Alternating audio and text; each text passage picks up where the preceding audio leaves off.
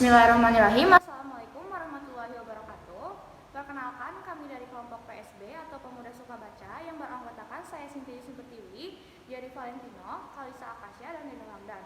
Alasan kami memilih nama kelompok PSB karena kelompok kami lebih mudah memahami materi dengan cara membaca dibanding menulis atau membuat resume. Dan di video kali ini akan menunjukkan hasil resume yang telah kita lakukan selama 1 jam mata pelajaran sosiologi. Selamat menyaksikan. Saya Nur Ramdan akan menjelaskan akan pemetaan data dan analisa data. Tujuan pemetaan data dan analisa data: 1. Memeriksa data-data yang tidak perlu dimasukkan atau data yang terlalu dilebih-lebihkan. 2. Menyaring dan memilih data supaya tidak keluar dari rumusan masalah. 3. Agar data yang kita peroleh lebih akurat. Sekian, terima kasih. Baik, saya Cynthia Jasmine akan menjelaskan tentang peta konflik. Metode ini merupakan metode yang menyajikan gambar secara visual untuk memperlihatkan hubungan antara pihak yang berkonflik. Selain itu, metode ini pun mengidentifikasi pihak mana atau lawan mana yang masih bersifat potensial ataupun bersifat secara nyata. Nah, di gambar ini sudah diperlihatkan ada peta konflik, dan ini pun ada penjelasan-penjelasannya. Yang pertama, lingkaran ini tuh menunjukkan simbol pihak-pihak yang terlibat dalam sebuah konflik. Yang garis lurus miring ini tuh menunjukkan hubungan antara pihak yang berkonflik, dan yang garis titik-titik ini tuh menghubungkan pihak sementara. Dan garis panah ini tuh menunjukkan dominan dari aktivitas atau hubungan antar pihak. Nah, untuk garis yang zigzag ini tuh menunjukkan perselisihan atau konflik antar pihak. Dan garis yang sama dengan dicoret ini merupakan garis yang pihak itu tuh hubungannya sudah rusak.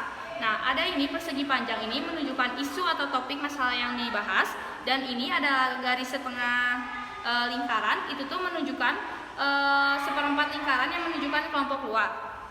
Nah, kenapa kita dimulai dari prasangka? Karena saat mereka kelompok pemuda RW 8 dan RW 10 berkonflik, itu tuh pasti mulai dari prasangka mereka yang timbul. Misalnya kayak minuman keras, ataupun perselisihan secara ekonomi, ataupun hal-hal lainnya. Nah, kenapa ini berhubungan? Ya karena mereka yang berkonflik.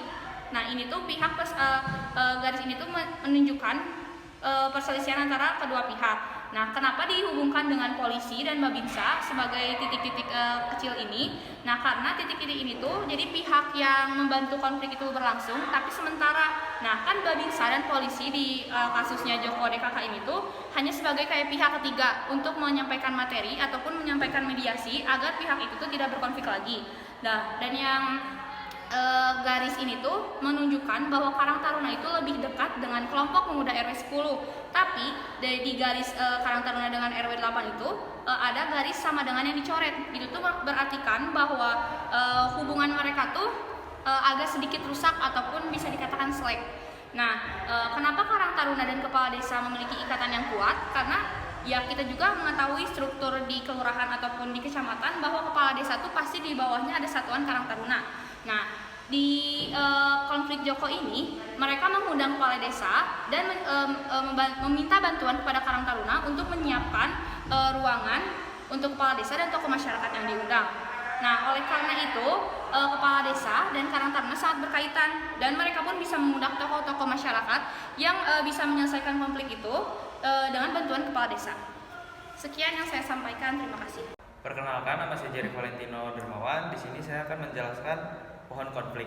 Pohon konflik terdiri dari 3 bagian, yaitu ada akar masalah, masalah utama, dan dampak. Di sini akar masalah terdiri dari 3 bagian, yaitu ada minuman keras, prasangka, dan masalah ekonomi. Yang kedua yaitu masalah utama, yaitu insiden pengeroyokan, dan yang terakhir dampak. Dampak terdiri dari 3 bagian di sini, yaitu dendam, sikap antisosial, dan keresahan warga. Itu saja, terima kasih. Saya Kalisa akan menjelaskan tentang segitiga SPK, sikap, perilaku, kontradiksi, atau bisa disebut dengan ABC Triangle. Segitiga SPK dalam bahasa Inggris disebut sebagai ABC Triangle: attitude, behavior, and contradiction. Yang dikemukakan oleh Johann Galtung. Sikap, perilaku, dan kontradiksi saling berhubungan dan mempengaruhi satu sama lain. Di sini ada segitiga triangle, yaitu yang pertama ada sikap, perilaku, dan terakhir ada kontradiksi. Dalam kasus Joko, Sikap pemuda RW 10 di mata pemuda RW 8 yaitu abal, malas, dan egois. Sedangkan sikap pemuda RW 8 di mata pemuda RW 10 yaitu merasa paling benar, merendahkan orang lain, dan sombong.